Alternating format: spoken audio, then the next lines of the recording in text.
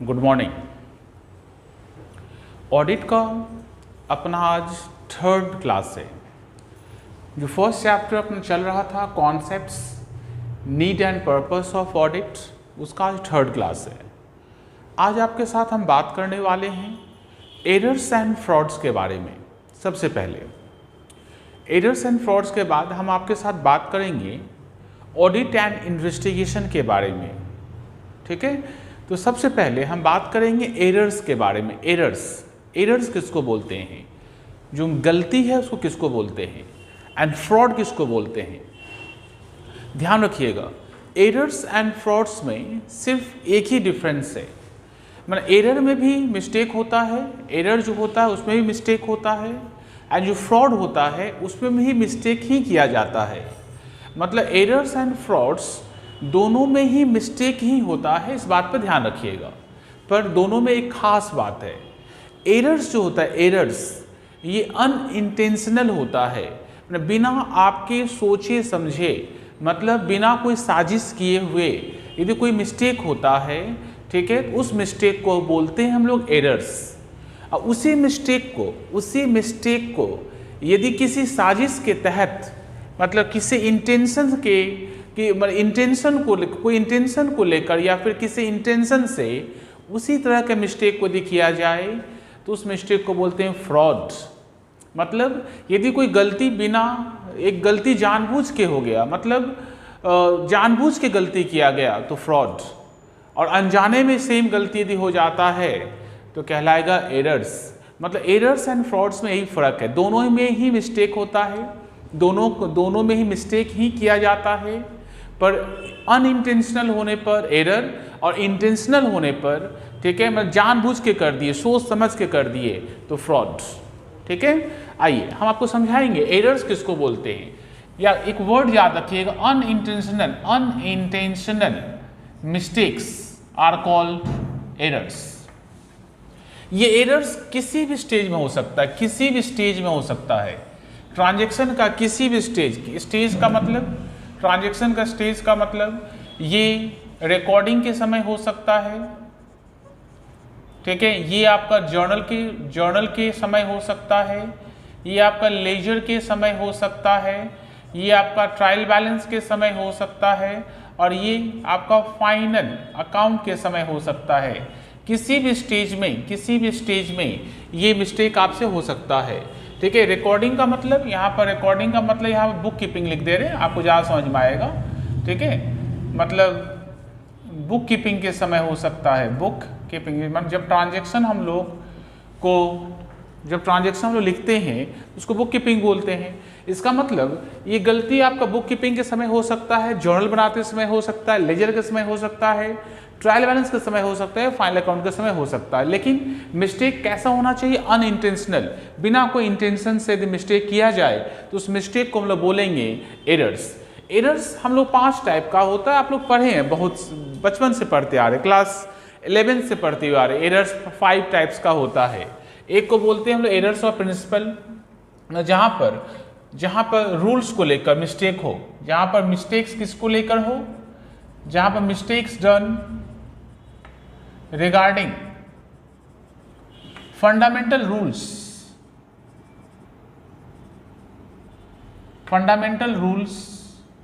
Of accounting. मतलब accounting का जो फंडामेंटल रूल्स है, मतलब real account, personal account, nominal account, इनके क्लासिफिकेशन में यदि कभी कोई मिस्टेक हो जाए तो कहलाता है error of principle. Error of commission मतलब रॉन्ग अमाउंट लिखना, रॉन्ग अमाउंट आप लिख लीजिए, रॉन्ग अकाउंट में लिख लीजिए, रॉन्ग साइड में लिख लीजिए, wrong side of an account में यदि एंट्री लिखते हैं तो कहलाएगा आपका error of commission.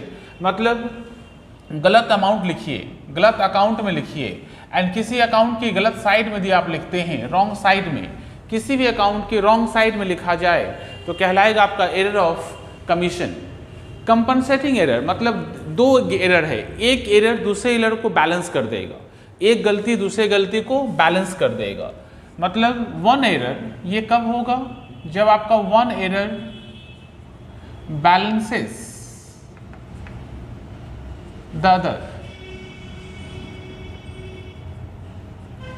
other error, मतलब एक गलती दूसरे गलती को बैलेंस करेगा तो कहलाएगा compensating error. Error of omission, error of omission मतलब ये दो टाइप का होता है, एक को हम लोग बोलते हैं पार्शियल, एक को बोलते हैं कंप्लीट। पार्शियल का मतलब उसका जर्नल ही नहीं पास हुआ, मतलब किसी ट्रांजेक्शन का यदि जर्नल ही ना पास किया जाए, ठीक है, कोई ट्रांजेक्शन है जो जिसका जर्नल ही पास नहीं हुआ, ठीक है, इसका जर्नल पास नहीं हुआ तो उसका लेजर भी रिकॉर्ड नहीं होगा, ठीक है, उसका ट्रायल बैलेंस भी नहीं आएगा, वो कहलाएगा आपका कंप्लीट ओमिशन, ठीक है। पार्शियल मतलब जहां पर एक जर्नल तो लिखा हुआ है पर एक जर्नल का पोस्टिंग दो अकाउंट में होना चाहिए, आप एक अकाउंट में पोस्टिंग किए पर दूसरे अकाउंट में मिस कर गए, ठीक है, तो कहलाएगा आपका पार्शियल, ठीक है। इसका मतलब एरर ऑफ ओमिशन दो टाइप का है, एक कंप्लीट जहां पर जर्नल ही मिस हो जाए या ट्रांजेक्शन रिकॉर्ड ही ना हो, ठीक है, वो कहलाएगा आपका error of complete omission. And partial omission का मतलब जहां पर जर्नल तो है आपके पास पर जर्नल को दो अकाउंट में लिखना चाहिए था, आप एक अकाउंट में लिखे हैं दूसरे अकाउंट में मिस हो जाए तो कहलाएगा आपका पार्शियल ओमिशन, ठीक है। इसमें दो तरीके का होता है, ठीक है, एक को हम लोग बोलते हैं कंप्लीट ओमिशन। कंप्लीट ओमिशन मतलब जहां ट्रांजैक्शन ही रिकॉर्ड ना हो या फिर जर्नल रिकॉर्ड ना हो, ठीक है। एंड दूसरे को हम लोग बोलते हैं पार्शियल, दूसरे को हम लोग क्या बोलते हैं, पार्शियल। पार्शियल ओमिशन का मतलब जहां पर ट्रांजैक्शन का जर्नल तो लिखा हुआ है बस उस जर्नल का पोस्टिंग दो अकाउंट में नहीं किया गया है, एक अकाउंट में पोस्टिंग हुआ है दूसरे अकाउंट में मिस हो गया, उसको हम लोग बोलते हैं पार्शियल ओमिशन, ठीक है।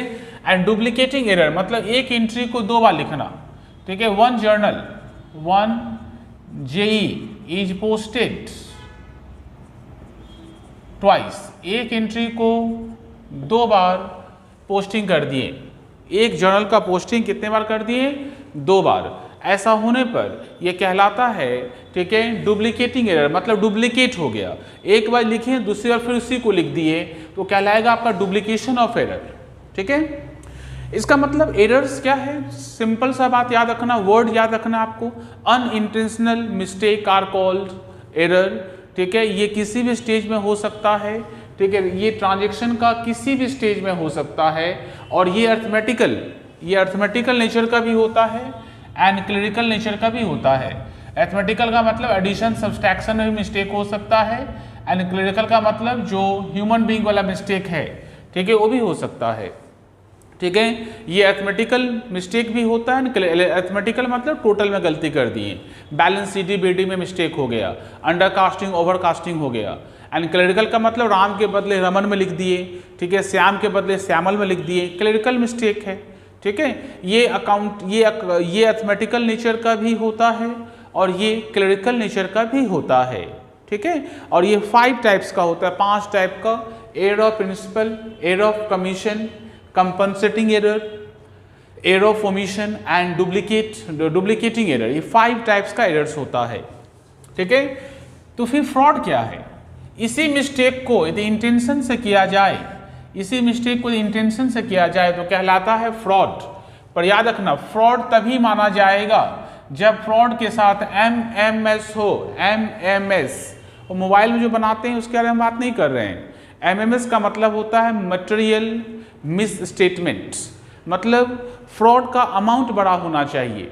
मान लीजिए 100 रुपये का यदि फ्रॉड होता है, 100 रुपीज़ का, एक मान लीजिए हम जानबूझ के 100 रुपीज़ का अमाउंट एक्स्ट्रा लिखवा दिए या 100 रुपीज़ का अमाउंट का हम हेर फेर कर दिए, ठीक है, तो उसको फ्रॉड नहीं बोला जाएगा, ठीक है। वो फ्रॉड है फिर भी वो फ्रॉड नहीं कहलाएगा क्योंकि उसका अमाउंट क्या है, बहुत छोटा है।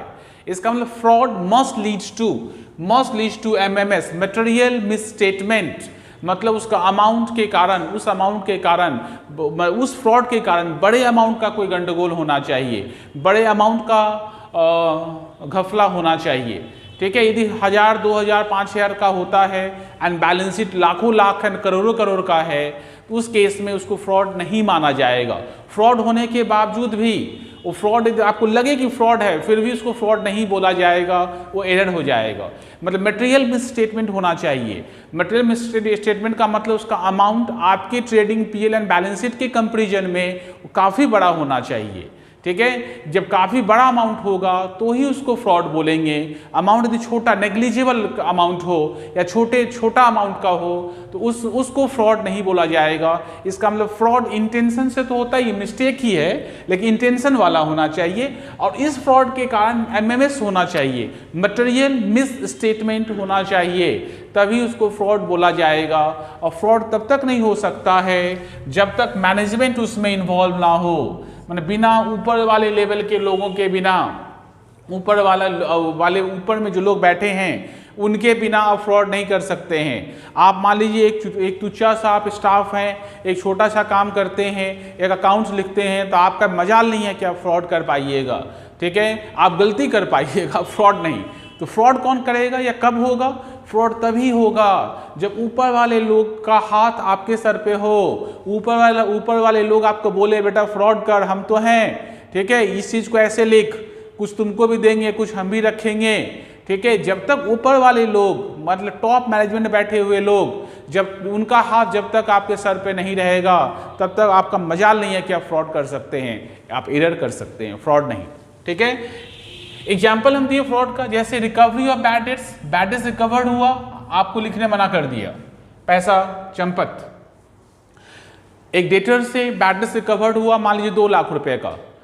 ठीक है, जो मैनेजमेंट वाले लोग था वो अपने अकाउंटेंट को बोल दिया इस एंट्री को मत लिखो, 2 लाख रुपए आया, लो 10,000 तुम रखो, 1,90,000 हम रखते हैं, चलो आगे जाने दो। इसका मतलब इसको वो क्या बोलेंगे, इसको हम लोग बोलेंगे फ्रॉड, क्योंकि यहाँ पर अमाउंट बड़ा है, 2 लाख रुपया का है। ठीक है, एंड एक्सपेंसेस, ऐसा कोई एक्सपेंस है जो कभी हुआ नहीं, नेवर हैपेंड, लेकिन उसका एंट्री आपको लिखने बोला जा रहा है, आप लिख रहे हैं। ठीक है, तो कहलाएगा क्या? फ्रॉड। इसका मतलब फ्रॉड का मतलब मिस्टेक जो इंटेंशन से किया जाए और उस मिस्टेक का एमएमएस होना जरूरी है, याद रखना। मतलब उसका उस मिस्टेक का इम्पैक्ट बड़े अमाउंट का होना चाहिए, 100, 200, 500, 50 रुपया, 100 रुपया, 200 रुपया, 1000, 2000 का हेर फेर होता है तो फ्रॉड नहीं कहलाएगा। ठीक है, फ्रॉड को हम लोग 4 पार्ट में क्लासिफाई करते हैं। एक को बोलते हैं मिसयूज ऑफ एसेट्स, माने जो बिजनेस का एसेट है उसका मिसयूज करिए आप। कैसे मिसयूज कर सकते हैं? क्योंकि कंपनी हर एक पॉइंट पर, ठीक है, आपके साथ तो खड़ा नहीं रहेगा, हर एक पॉइंट पर कंपनी हर एक चीज़ को देख नहीं पाएगा।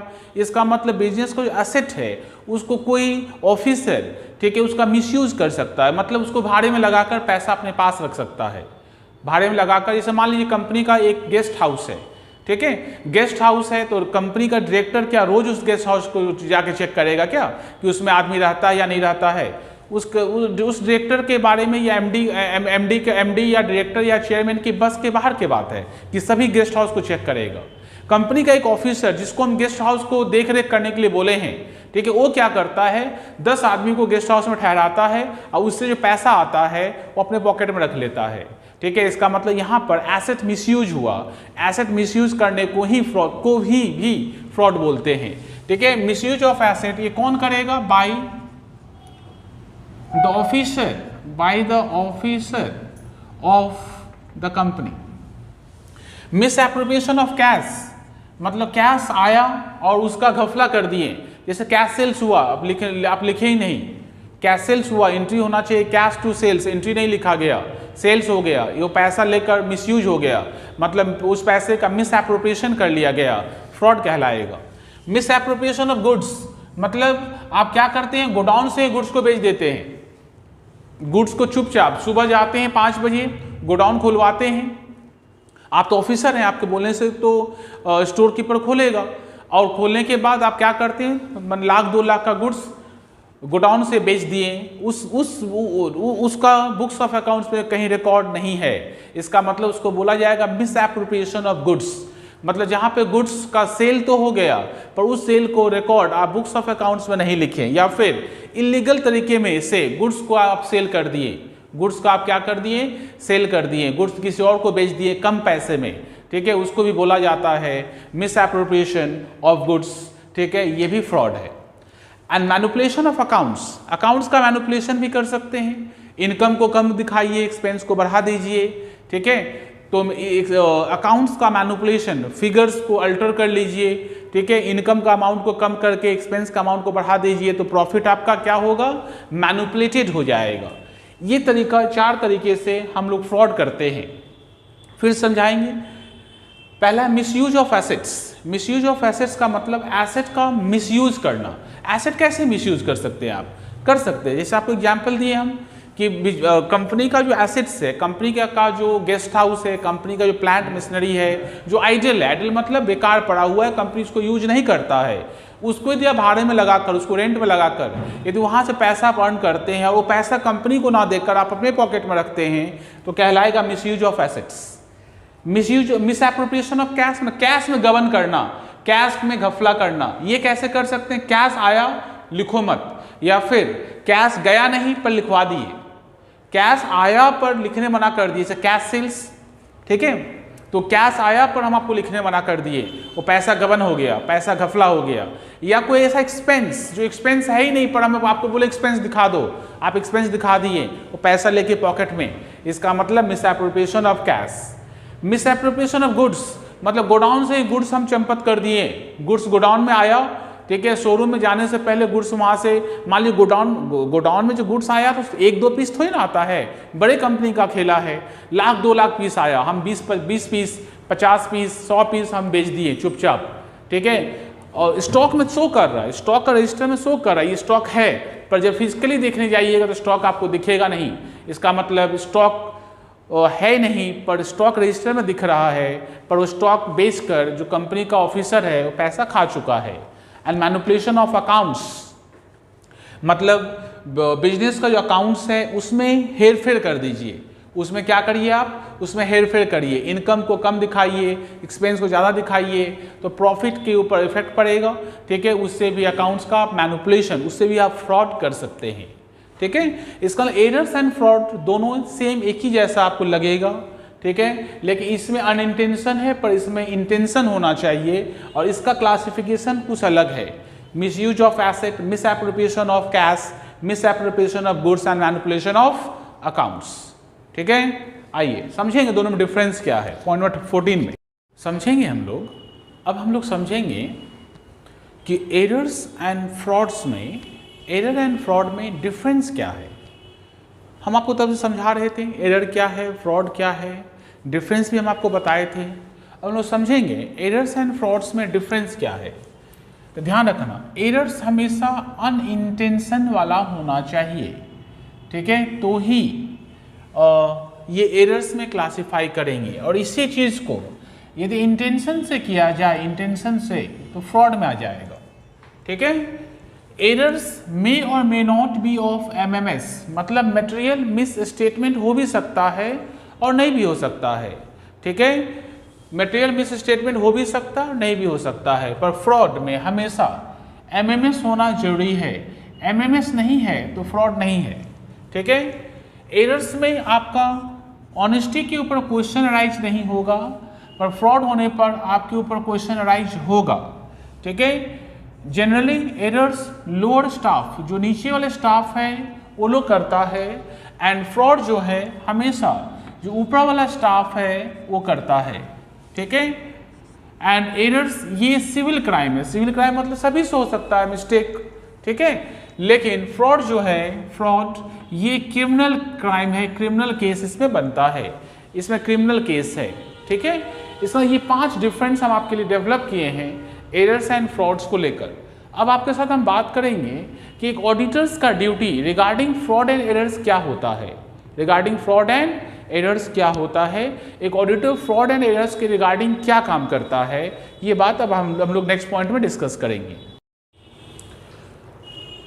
अभी तक हम लोग ये डिस्कस किए कि एरर क्या होता है, फ्रॉड क्या होता है, एंड एरर एंड फ्रॉड में क्या डिफरेंस है ये हम आपको बताएं। लेकिन हम लोग पढ़ रहे हैं क्या, हम लोग एरर्स एंड फ्रॉड्स का नहीं पढ़ रहे हैं, हम लोग क्या पढ़ रहे हैं, हम लोग पढ़ रहे हैं कि हम लोग पढ़ रहे हैं ऑडिट। इसका मतलब अब आपको ये समझना पड़ेगा कि एक ऑडिटर का रिस्पॉन्सिबिलिटी, एक ऑडिटर का duties regarding detection and prevention of fraud and errors क्या होता है। ठीक है, अब हम लोग ये बात करने वाले हैं कि एक ऑडिटर्स का duties regarding fraud and errors क्या होता है, ये बात हम आपको समझाने वाले हैं। इसके लिए हम आपको समझाएंगे SA 240, ऐसे मतलब स्टैंडर्ड ऑन ऑडिट 240, याद करके रखना, ये लिखिएगा तो मार्क्स ज़्यादा मिलेगा। तो सबसे पहला क्या लिखना है, सबसे पहले आपको ये लिखना है कि detection and prevention of fraud and errors जो होता है, इसका प्राइमरी रिस्पॉन्सिबिलिटी मतलब सबसे पहला रिस्पॉन्सिबिलिटी मैनेजमेंट के ऊपर है, ऑडिटर्स के ऊपर नहीं। ठीक है, इसका मतलब एक कंपनी में फ्रॉड जो होता है या फ्रॉड जो हो रहा है उसको डिटेक्ट करना एंड उसको प्रिवेंट करना, ये काम सबसे पहले किसके ऊपर जाएगा, ये काम सबसे पहले मैनेजमेंट के ऊपर जाएगा। ये मैनेजमेंट का काम है, ऑडिटर का काम नहीं। इसका मतलब प्राइमरी रिस्पॉन्सिबिलिटी ठीक है of detection of fraud and errors and it's prevention falls on management के ऊपर ये फॉल करता है। मतलब ये मैनेजमेंट का काम है कि एरर्स एंड फ्रॉड को डिटेक्ट करे एंड उसको प्रिवेंट मतलब दोबारा ना हो, इसके लिए उसका रास्ता खोजे। ये काम मैनेजमेंट का है, ऑडिटर का नहीं। इसका मतलब ऑडिटर इज नॉट लाइबल, एक ऑडिटर को हम लाइबल नहीं कर सकते हैं for detection of fraud and errors. मतलब फ्रॉड को तो खैर ऑडिटर खोज ही नहीं पाएगा जल्दी, ठीक है। एरर्स को भी, सारा एरर्स को भी एक ऑडिटर कभी फाइंड नहीं कर पाएगा, इसलिए क्योंकि एवरी ट्रांजैक्शन को पर्सनली बैठ के चेक करना ऑडिटर के लिए पॉसिबल नहीं है।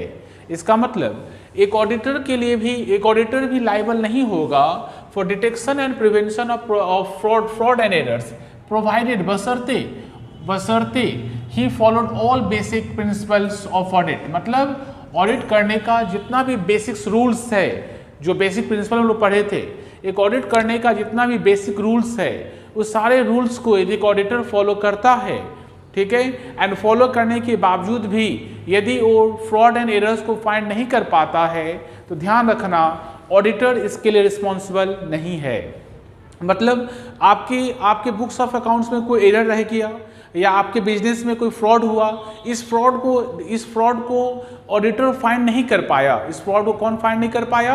ऑडिटर फाइंड नहीं कर पाया। तो इसके लिए हम ऑडिटर के ऊपर कोई लायबिलिटी नहीं हम लोग डाल सकते हैं जब तक ये ना प्रूफ हो जाए कि वो बेसिक प्रिंसिपल ऑफ अकाउंटिंग को फॉलो नहीं, ऑडिटिंग को फॉलो नहीं किया। मतलब आपको लगे कि ऑडिटर अपना काम करने में लापरवाही किया है, ऑडिटर की लापरवाही के कारण ये फ्रॉड एंड एरर्स हुआ है, इन सच केस ओनली हम लोग ऑडिटर को गिल्टी मान सकते हैं। अदरवाइज जब तक auditor basic principle of audit को फॉलो करता है, एक ऑडिट करने का जो रूल्स है उस रूल्स को फॉलो करता है, ठीक है, तब तक हम लोग ऑडिटर को कभी भी detection and prevention of fraud and errors के लिए लाइबल नहीं मान सकते हैं। मतलब फ्रॉड यदि उसको दिखेगा तो बता देगा, एरर्स आपको उसको दिखेगा तो बता देगा, रोकने का काम मैनेजमेंट के ऊपर है, उसके ऊपर नहीं, ठीक है। लेकिन अब हम लोग बात करें इसका, तो ये समझा दिए हम आपको पहले कि फ्रॉड एंड एरर्स को डिटेक्ट करना एंड उसको प्रिवेंट करने का काम किसका है? ये काम मैनेजमेंट का है, ऑडिटर का नहीं। ऑडिटर लाइबल नहीं होगा, तब तक लाइबल नहीं होगा जब तक वो सारा रूल्स एंड रेगुलेशन फॉलो करता रहे, ठीक है। मतलब यदि ऑडिटर सारा बेसिक प्रिंसिपल्स ऑफ ऑडिट को फॉलो कर लेता है, इसके बाद भी कोई एरर्स एंड फ्रॉड आपके बुक्स ऑफ अकाउंट्स में एग्जिस्ट करता है, तो ऑडिटर उसके लिए लाइबल नहीं होगा, ठीक है। इसका मतलब हम लोग तो ये बता दिए आपको कि फ्रॉड एंड एरर्स को डिटेक्ट एंड प्रिवेंट करने का बर्डन किसके ऊपर है? ऑडिटर, मैनेजमेंट के ऊपर है, ऑडिटर के ऊपर नहीं है। पर अब देखिए, एक ऑडिटर को हम लोग क्यों बुलाए हैं? एक ऑडिटर को हम लोग बुलाए हैं क्यों?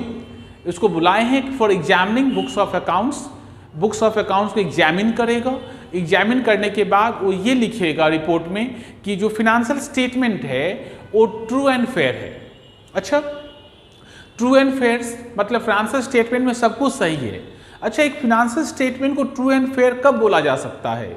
एक फिनेंशियल स्टेटमेंट को ट्रू एंड फेयर तो तभी बोला जा सकता है जब उसके अंदर कोई एरर एंड फ्रॉड ना हो, कोई एरर एंड फ्रॉड ना हो। इसका मतलब ऑडिटर डायरेक्टली रिलेटेड नहीं है, पर इनडायरेक्टली ऑडिटर के ऊपर बर्डन आएगा। ठीक है, इनडायरेक्टली ऑडिटर के ऊपर बर्डन आएगा। ऑडिटर अपना पल्ला ये बोल के नहीं झाड़ सकता है कि नहीं नहीं ये काम मेरा नहीं है, ये काम मैनेजमेंट का है, ये बोल के ऑडिटर नहीं बच सकता है। क्यों नहीं बच सकता है? क्योंकि वो जो फिनेंशियल रिपोर्ट लिखेगा, वो जो आपका रिपोर्ट लिखेगा, जिस रिपोर्ट में उसको लिखना है कि financial statement true and fair है, ये तो तब तक वो नहीं लिख सकता है ना जब तक उसका books of accounts error free ना हो, books of accounts fraud free ना हो, तब तक वो नहीं लिख सकता है। इसका मतलब ऑडिटर जब बुक्स ऑफ अकाउंट्स को एग्जामिन करेगा तो वो भी अपने दिमाग में इस बात को रखेगा कि ऐसा कौन सा बात है, ऐसा कौन सा बात है जिससे फ्रॉड रिस्क फैक्टर अराइज होगा, ऐसा कौन सा बात है जिससे क्या अराइज होगा? Fraud risk factor. मतलब ऐसा कोई ट्रांजैक्शन उसको दिखा या ऐसा कोई बात दिखा जिससे उसको ये पता चले कि फ्रॉड हो सकता है, कि फ्रॉड हो रहा है। एंड फ्रॉड यदि एमएमएस है, मतलब मटेरियल मिसस्टेटमेंट है, बड़े अमाउंट का है, उस फ्रॉड के कारण जो फिनेंशियल स्टेटमेंट है वो उसको रॉन्ग माना जाएगा या उसका ट्रू एंड फेयर नहीं हो पाएगा, तो ऑडिटर उसके ऊपर ध्यान देगा, ऑडिटर उसको फाइंड करने का कोशिश करेगा। इसका मतलब अब हम लोग ये बात करेंगे कि ऑडिटर का duties regarding fraud and errors क्या है। ये तो आपको हम स्टार्टिंग बता दिए, मैनेजमेंट का ड्यूटी है, ऑडिटर के ऊपर डायरेक्टली फॉल नहीं करता है, पर ऑडिटर यदि अपना फिनेंशियल स्टेटमेंट को ट्रू एंड फेयर लिखता है तो ट्रू एंड फेयर तो तब तक आप नहीं लिख सकते हैं जब तक आपका एरर फ्री फ्रॉड फ्री ना हो जाए। ठीक है, इसका मतलब ऑडिटर भी ठीक है इनडायरेक्टली लाइबल होगा, क्योंकि उसका फिनेंशियल स्टेटमेंट तब तक ट्रू एंड फेयर नहीं हो पाएगा जब तक उस सारा books of accounts free from और एरर्स, फ्री फ्रॉम और फ्रॉड ना हो जाए। ठीक है, इसका मतलब कौन कौन सा ऐसा बात है जिसको ऑडिटर को ध्यान रखना पड़ेगा। इसका मतलब एक auditor he is responsible for giving assurance that FS is free from MMS. मतलब यदि ऑडिटर ये बोलता है कि देखो फ्रॉड एंड एरर्स को डिटेक्ट करना एंड प्रिवेंट करना मेरा काम नहीं है, मैनेजमेंट से बात करो, तो ऑडिटर रॉन्ग हो जाएगा। क्यों रॉन्ग हो जाएगा? यहाँ पर ऑडिटर को रॉन्ग माना जाएगा। क्यों रॉन्ग माना जाएगा? इसलिए रॉन्ग माना जाएगा क्योंकि एक आप जब बुक्स ऑफ अकाउंट्स को एग्जामिन कर रहे हैं तो आपके ऊपर भी तो ये बर्डन है ना कि आप देखिए कि आपका बुक्स ऑफ अकाउंट सारा एरर फ्री है कि नहीं, सारा फ्रॉड फ्री है कि नहीं, ये आपके ऊपर ही बर्डन आएगा, मतलब ऑडिटर के ऊपर भी इनडायरेक्टली बर्डन आएगा। क्यों? क्योंकि वो जब लिखेगा कि financial statement are true and fair, तो ये स्टेटमेंट लिखने का मतलब ही होता है ठीक है कि वो सारा ट्रांजैक्शन को देखा है, सब कुछ को देखा है, उसको देखने पे लगा है कि कोई फ्रॉड एरर्स नहीं है। इसका मतलब ये स्टेटमेंट लिखने का मतलब होता है, ये स्टेटमेंट लिखने ट्रू एंड फेयर लिखने का मतलब ही होता है कि इनडायरेक्टली ऑडिटर भी ध्यान रखेगा कि बुक्स ऑफ अकाउंट्स में एरर ना हो एंड फ्रॉड ना हो। इसका वो भी अपने दिमाग में रखेगा कि बुक्स ऑफ अकाउंट्स में फ्रॉड रिस्क फैक्टर मतलब जिस फैक्टर के कारण जिस फ्रॉड के कारण रिस्क अराइज हो वो फैक्टर नहीं होना चाहिए। इस बात पर ऑडिटर भी ध्यान रखेगा। ठीक है। Second, in examining books of accounts he must keep in mind impact of errors and fraud having MS। मतलब उस फ्रॉड एंड एरर्स को जरूर दिमाग में रखेगा, जरूर ध्यान रखेगा जिस फ्रॉड एंड एरर्स के कारण MMS अराइज होगा, मतलब बड़े अमाउंट का कोई फ्रॉड एंड एरर्स यदि होता है तो उसको डिटेक्ट करने का काम, उसको खोज निकालने का काम ऑडिटर के ऊपर भी रहेगा। ठीक है। He must maintain attitude of professional scepticism. इससे पहले मैं आपको बताए थे प्रोफेशनल स्केप्टिज्म क्या होता है। देखिए एग्जाम्पल, छोटा सा एग्जाम्पल देते हैं। ठीक है। मान ली 2 पेरेंट्स है, दो गार्जियन है। एक का बच्चा अकाउंट्स में 97 पाया, उसका पापा खुश, अरे मेरा बेटा 97 पाया। दूसरे का गार्जियन, उसका भी बेटा अकाउंट्स में 97 पाया। वो मार्कशीट जब देखा अपने बेटे का तो ये नहीं बोल रहा है कि 97 पाया बहुत अच्छा है, वो ये पूछ रहा है उससे कि 3 नंबर कहाँ गया, 3 नंबर का 97 पाया, उससे उसको खुशी नहीं है। 3 नंबर जो नहीं पाया उसको उसका तकलीफ है। ठीक है, इसका मतलब ऑडिटर को दूसरे वाले गार्जियन की तरह होना चाहिए। दूसरे वाले गार्जियन की तरह मतलब मान लीजिए 100 ट्रांजेक्शन है, 98 ट्रांजेक्शन का प्रूफ आपके पास है, 2 ट्रांजेक्शन का प्रूफ आपके पास नहीं है, तो आपको ये पूछना है कि जो 2 ट्रांजेक्शन का प्रूफ नहीं है हमको तो वही चाहिए, जो 2 ट्रांजेक्शन का प्रूफ नहीं है हमको वही देखना है, 98 तो हमको देखना ही नहीं था। इसका मतलब इसको बोलते हैं हम लोग प्रोफेशनल स्केपिटिज्म, मतलब आप क्वेश्चन पूछ सकते हैं, कहीं पर भी आपको डाउट हो तो डाउट के रिगार्डिंग आप जो क्वेश्चन पूछिएगा, ये एटीट्यूड आपको through out the year, through out the audit procedure आपको मेंटेन करना पड़ेगा। ठीक है, ऑडिटर शुड कम्युनिकेट वीकनेस, मतलब जब बुक्स ऑफ अकाउंट्स को ऑडिटर देखेगा तो यदि इंटरनल कंट्रोल सिस्टम ICS का मतलब इंटरनल कंट्रोल सिस्टम, इसके बारे में हम बात करेंगे 3rd चैप्टर में। ठीक है, उसमें कोई वीकनेस है तो मैनेजमेंट को बताएगा। ठीक है, यदि ऑडिटर को कोई लगे कि कोई MMS है, कोई फ्रॉड के कारण मतलब कुछ गंडगोल हो रहा है और गंडगोल बड़े अमाउंट का है, उस गंडगोल के कारण कोई MMS मतलब मटेरियल मिस स्टेटमेंट बड़े अमाउंट का गंडगोल है, तो उस गंडगोल के बारे में ऑडिटर मैनेजमेंट को इन्फॉर्म करेगा। ऑडिटर किसको इन्फॉर्म करेगा? मैनेजमेंट को इन्फॉर्म करेगा। ऑडिटर खुद कुछ नहीं कर सकता है, ये चीज देखा है। मैनेजमेंट को इन्फॉर्म करने के बाद ठीक है 45 डेज के अंदर मैनेजमेंट को कोई ना कोई एक्शन लेना पड़ेगा। यदि मैनेजमेंट कोई एक्शन नहीं ले पाता है 45 डेज के अंदर, तो ऑडिटर के पास ये पावर है कि सेंट्रल गवर्नमेंट CG मतलब सेंट्रल गवर्नमेंट को इन्फॉर्म करेगा। ठीक है, ये पावर ऑडिटर को सेक्शन 143 ऑफ कंपनीज एक्ट 2013 में दिया हुआ है।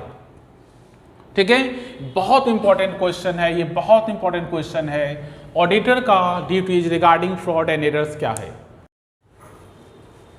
अब हम लोग बात करने वाले हैं कि ऑडिट का ऑब्जेक्टिव्स क्या है, जो ऑडिट है उसका ऑब्जेक्टिव्स क्या है। तो देखिए ऑडिट का ऑब्जेक्टिव्स को हम लोग 2 पार्ट में क्लासिफाई किए हैं। प्राइमरी ऑब्जेक्टिव मतलब ऑडिट क्यों करवाते हैं, तो to examine books of accounts को एग्जामिन करना एंड ये बताना कि financial statement free from all defects है, इसीलिए ऑडिट होता है। ऑडिट का डेफिनेशन भी देखिए, जब हम आपको बताए थे तो वहाँ पर भी इसका मीनिंग यही लिखा हुआ था कि ऑडिट का मतलब examination of books of accounts by independent person, ठीक है, to express opinion on the fairness of accounts. इसका मतलब ये इसका प्राइमरी ऑब्जेक्टिव है। यदि आपसे कभी कोई पूछे कि ऑडिट क्यों करवाता है किया जाता है, तो ये मत बताइएगा कि to detection and prevention of fraud and error, नहीं, ये ऑडिट का ऑब्जेक्टिव नहीं है। ऑडिट का ऑब्जेक्टिव है कि बुक्स ऑफ अकाउंट्स को एग्जामिन करना और ये देखना कि आपका जो फिनेंशियल स्टेटमेंट है वो फ्री फ्रॉम ऑल डिफेक्ट है, उसमें कोई डिफेक्ट नहीं है, मतलब ट्रू एंड फेयर है। एक फिनेंशियल स्टेटमेंट को ट्रू एंड फेयर तब बोलते हैं जब स्टॉक का वैल्यूएशन करेक्टली किया गया हो, stock is correctly valued, fix assets का वैल्यूएशन भी एकदम सही हो, डेप्रिसिएशन का अमाउंट सही तरीके से लिखा गया हो, कोई भी फिक्स एसेट का ओमिशन नहीं हुआ हो, किसी लायबिलिटीज़ का ओमिशन नहीं हुआ हो, ठीक है, सारा अकाउंटिंग पॉलिसी, कंपनी का जो अकाउंटिंग पॉलिसीज है, ठीक है, सारा का सारा अकाउंटिंग पॉलिसी को प्रॉपर तरीके से फॉलो किया गया हो। एंड कंपनी का कोई कंटीजेंट लायबिलिटी है, कंटीजेंट लायबिलिटी का मतलब अभी लायबिलिटीज नहीं है पर फ्यूचर में लायबिलिटीज हो सकता है, उस लायबिलिटीज को कंपनी के फुटनोट में दिखाना, बैलेंस शीट के फुटनोट में दिखाना, ये ऑडिट का प्राइमरी ऑब्जेक्टिव है। ठीक है, सेकेंडरी ऑब्जेक्टिव, प्राइमरी ऑब्जेक्टिव को पूरा करते करते ये सब बात अपने आप ही होगा। Detection of fraud and errors and prevention of fraud and errors, इसका मतलब ये प्राइमरी ऑब्जेक्टिव नहीं, ये अपने आप ही होगा यदि आप प्राइमरी ऑब्जेक्टिव को फॉलो करते हैं या प्राइमरी ऑब्जेक्टिव को पूरा करने का कोशिश करते हैं तो सेकेंडरी ऑब्जेक्टिव आपका अपने आप ही हो जाएगा। ठीक है, इसके बारे में हम लोग डिस्कस कर चुके हैं ऑलरेडी। ठीक है, प्राइमरी ऑब्जेक्टिव पूछे तो इतना ही लिखना है, फालतू मत लिखिएगा। ऑडिट में ये नहीं कि बिना मतलब का एकदम लिखते चले गए इस पेज से उस पेज, ऐसे मत लिखिए, टू द पॉइंट आंसर होगा, आंसर एकदम टू द पॉइंट होना चाहिए। यदि आपसे कोई पूछे कि प्राइमरी ऑब्जेक्टिव क्या है, तो प्राइमरी ऑब्जेक्टिव है examination of books of accounts to express the fairness, to express opinion on fairness of accounts. ठीक है, ये उसका प्राइमरी ऑब्जेक्टिव है। ये फेयरनेस के लिए हम लोग को ये पॉइंट सब कंसीडर करना पड़ता है। स्टॉक का वैल्यू सही होना चाहिए, एसेट सही होना चाहिए, डेप्रिसिएशन करेक्ट होना चाहिए, कोई भी एसेट छूट ना गया हो, कोई लायबिलिटीज ना छूट गया हो, अकाउंटिंग पॉलिसी प्रॉपर तरीके से फॉलो किया गया हो, एंड कंटीजेंट लायबिलिटी यदि है तो बैलेंस शीट के फुटनोट में उसको शो करना। ठीक है, और सेकेंडरी ऑब्जेक्टिव है detection of fraud, prevention of fraud, detection of error and prevention of error. ठीक है, अब आपके साथ हम बात करने वाले हैं ऑडिट एंड इन्वेस्टिगेशन में क्या डिफरेंस है। आइए पॉइंट नंबर 17 क्वेश्चन हम डिस्कस करने जा रहे हैं, बहुत इंपॉर्टेंट क्वेश्चन। उसका नाम है difference between audit and investigation. छपा हुआ क्वेश्चन है, आएगा ही आएगा। देखिए ऑडिट, अभी तक हम लोग पढ़ रहे थे ऑडिट क्या है, फिर समझा दे रहे ऑडिट क्या है। ऑडिट का मतलब क्या बताए थे, examination of books of accounts by an independent person to express opinion on the fairness of financial statement। इसका मतलब ऑडिट क्या था कि बुक्स ऑफ अकाउंट्स को एग्जामिन करना। कौन एग्जामिन करेगा? बाय एन इंडिपेंडेंट पर्सन, जिसको चार्टर्ड अकाउंटेंट बोलते हैं। क्यों करेगा? To express his opinion on the fairness of accounts, मतलब अकाउंट्स आपका सही है कि नहीं ये देखने के लिए। ठीक है, ये देखने के लिए ऑडिट करेगा, उससे ऑडिट करवाएंगे और ये बात वो लिख कर देता है कि आपका अकाउंट्स ट्रू एंड फेयर है। इसका मतलब सारा बात सही है, उस बुक्स ऑफ अकाउंट्स पर या फिर उस फिनेंशियल स्टेटमेंट पर सभी विश्वास करेगा। तो फिर इन्वेस्टिगेशन क्या है? इन्वेस्टिगेशन का मतलब किसी भी पर्टिकुलर एरिया का यदि इन डेप्थ ऑडिट करे, मैं किसी भी पर्टिकुलर एरिया का इन डेप्थ का मतलब एकदम बारीकी से हम लोग ऑडिट करें तो वही कहलाएगा इन्वेस्टिगेशन। मतलब इन्वेस्टिगेशन भी ऑडिट है, याद रखना, इन्वेस्टिगेशन भी ऑडिट है। पर इन्वेस्टिगेशन में पूरा बिजनेस का इन्वेस्टिगेशन नहीं होता है। इन्वेस्टिगेशन किसी एक पर्टिकुलर बात को लेकर होता है, किसी एक पर्टिकुलर चीज़ का को लेकर इन्वेस्टिगेशन होता है। जैसे फ्रॉड हुआ, तो फ्रॉड हुआ तो ऑडिटर सिर्फ ये बोल सकता है कि फ्रॉड हुआ।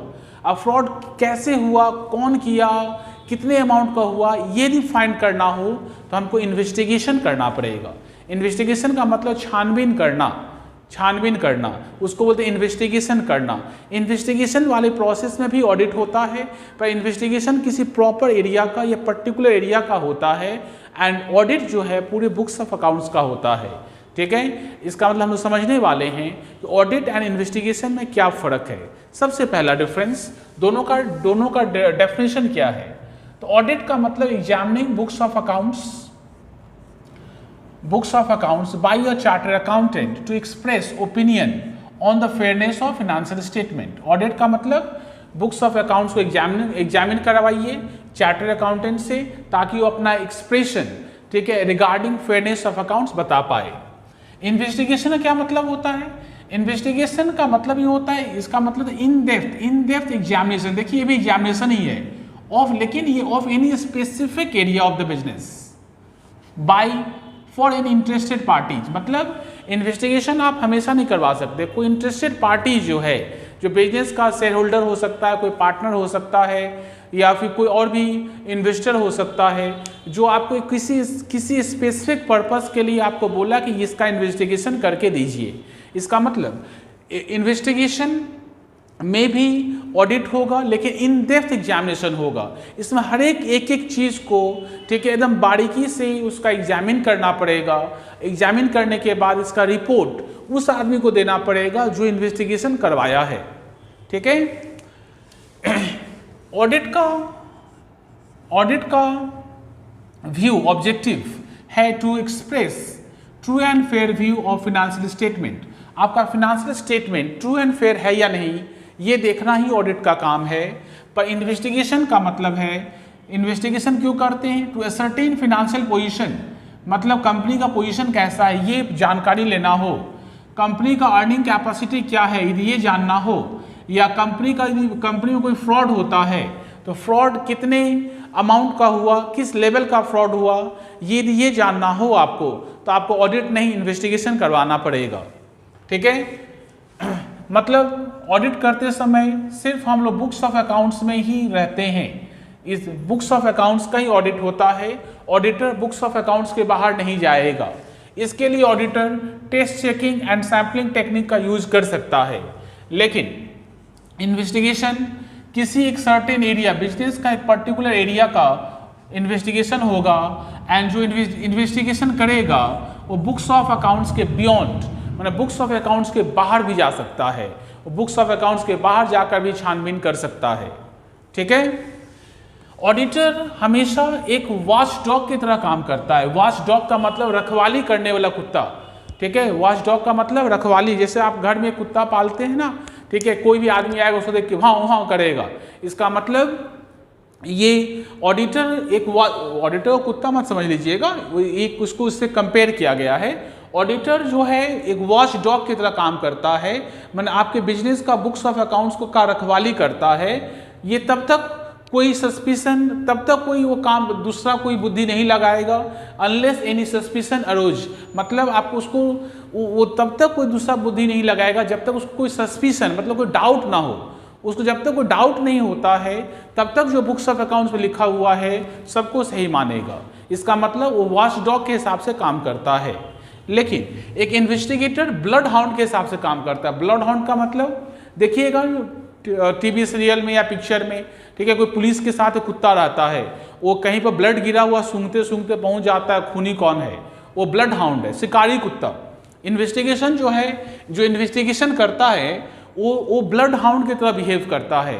वो सभी कुछ सस्पिशन में ही देखता है, सब कुछ को डाउट के हिसाब से देखेगा, सबके ऊपर डाउट करेगा तब तक जब तक प्रूव्ड अदरवाइज, मतलब जब तक कोई दूसरा पिक्चर ना आ जाए तब तक वो हर एक चीज़ को एज ए सस्पिशन देखेगा, मतलब हर चीज़ को शक के नज़र से देखेगा। ठीक है, ये इन्वेस्टिगेटर का कैरेक्टर है। वो ब्लड हाउंड के हिसाब से, मतलब जो सरकारी जो शिकारी कुत्ता होता है उसके हिसाब से, तो जैसे शिकारी कुत्ता का बिहेवियर होता है ठीक वैसे बिहेवियर इन्वेस्टिगेटर का होता है। लेकिन ऑडिटर का बिहेवियर वॉच डॉग की तरह होता है। ठीक है। हम लोग ऑडिट हमेशा 1 ईयर का करते हैं, 1 ईयर का करते हैं, लेकिन इन्वेस्टिगेशन 1 ईयर से ज़्यादा का हो सकता है। रिपोर्ट हम लोग ऑडिट का रिपोर्ट इक्विटी शेयर होल्डर को देते हैं। इसमें रिपोर्ट जो इन्वेस्टिगेशन करवाया है, जो इंटरेस्टेड पार्टीज है उसको रिपोर्ट देना पड़ेगा। ऑडिट करते समय हम लोग गैप का इस्तेमाल करते हैं। गैप का मतलब जनरली एक्सेप्टेड अकाउंटिंग प्रिंसिपल्स, उसका यूज करते हैं। लेकिन इन्वेस्टिगेशन के समय कोई गैप बोल के कोई चीज़ नहीं होता है, उसमें गैप का इस्तेमाल नहीं होता है। दोनों एक ही जैसा चीज़ है। ऑडिट में क्या करते हैं हम लोग, पूरे बुक्स ऑफ अकाउंट्स को एग्जामिन करते हैं। इन्वेस्टिगेशन में किसी पर्टिकुलर एरिया का इन डेप्थ एनालिसिस करते हैं, उसको बोलते हैं इन्वेस्टिगेशन करना। ऑडिटर वॉचडॉग के हिसाब से काम करेगा और इन्वेस्टिगेटर ब्लड हाउंड के हिसाब से काम करेगा। मतलब auditor report regarding true and fair view on financial statement equity share holder को देगा। ठीक है। एंड इन्वेस्टिगेटर मतलब जो फ्रॉड हुआ है, क्यों हुआ, कैसे हुआ, कितने अमाउंट का हुआ, इसका रिपोर्ट उस पार्टी को देगा जो इन्वेस्टिगेशन करवाया है। ठीक है। ये इन दोनों का डिफरेंस है, बहुत इंपॉर्टेंट है, अच्छी तरीके से पढ़ लीजिएगा। लास्ट टॉपिक चैप्टर 1 का लास्ट टॉपिक। इस लास्ट टॉपिक में हम लोग ये पढ़ने वाले हैं कि स्टैंडर्ड ऑन ऑडिटिंग क्या होता है, ऐसे क्या है। मतलब सेंट्रल गवर्नमेंट की रिकमेंडेशन के बाद institute of charter accountants audit करने के लिए कुछ गाइडलाइंस इशू किया है। फिर समझिएगा, सेंट्रल गवर्नमेंट के रिकमेंडेशन के बाद institute of charter accountant audit करने के लिए कुछ गाइडलाइंस इशू किया है। उस गाइडलाइंस का नाम है स्टैंडर्ड ऑन ऑडिटिंग। इसको हम लोग एसए के नाम से जानते हैं। स्टैंडर्ड ऑन ऑडिटिंग बेसिकली एक बेंचमार्क है जिससे हम लोग किया हुआ ऑडिट को इवैल्यूएशन करने के लिए कंपेयर करते हैं। मतलब standard on auditing institute of charter accountant लिख कर दे दिया। अब कोई चार्टर अकाउंटेंट किसी ऑडिट का, किसी कंपनी का जब ऑडिट करेगा तो उसका किया हुआ ऑडिट को यदि हम लोग इवैल्यूएट करना चाहें, उसका किया हुआ ऑडिट को देखना चाहें कि ठीक है कि नहीं, तो उसको कैसे देखेंगे। इसका मतलब उसका किया हुआ ऑडिट को यदि हम लोग ऐसे के साथ कंपेयर करें, यदि ऐसे में जो जो बात लिखा हुआ है सारा बात यदि ऑडिटर फॉलो कर किया है, इसका मतलब उसका ऑडिट एकदम परफेक्ट है। यदि ऐसे में जो बात लिखा हुआ है वो सारा बात फॉलो नहीं किया, इसका मतलब इवैल्यूएशन के समय, ठीक है, उस ऑडिटर का किया हुआ काम को नेगेटिव मार्क मिलेगा। ठीक है, इसका मतलब ऐसे बेसिकली ये गाइडलाइंस है जो इंस्टीट्यूट ऑफ चार्टर्ड अकाउंटेंट पहले से बता दिया है कि आपको इसका ऑडिट इस तरीके से करना है। इसका मतलब एक ऑडिटर जब ऑडिट करने के लिए जाएगा तो आप वो ऑडिट करते समय अपने दिमाग में ऐसे को रखेगा और ऐसे के अकॉर्डिंगली ही ऑडिट को करेगा। इसका मतलब किसी भी ऑडिटर का किया हुआ ऑडिट का इवैल्यूएशन करना हो तो उसका इवैल्यूएशन करने के लिए उसका किया हुआ ऑडिट को हम ऐसे के साथ कंपेयर करेंगे। यदि ऐसे के साथ कंपेयर करने पे ठीक निकला, इसका मतलब ऑडिट परफेक्ट है। ठीक नहीं निकला, इसका ऑडिटर कुछ मिस किया है।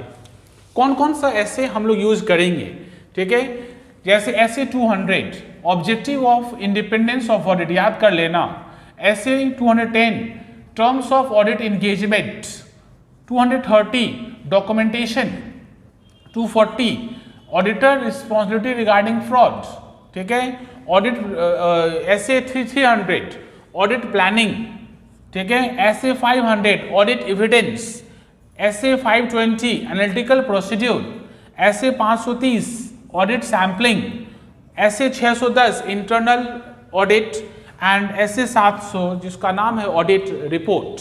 अपने सिलेबस में ये 3, 3, 6, 3, 9, 1, 10 ऐसे ही पढ़ना है। ठीक है, इसमें से हम लोग कुछ पढ़ चुके हैं, शायद हम लोग objective of independence of audit पढ़ चुके हैं and 240 auditor responsibility regarding fraud पढ़ चुके हैं। बाकी हम लोग अगले टॉपिक में या फिर अगले चैप्टर में धीरे धीरे पढ़ते जाएंगे। ये भी इंपॉर्टेंट क्वेश्चन है, इसको आपको याद कर लेना है।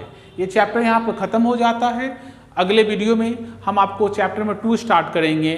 ठीक है, तब तक के लिए थैंक यू।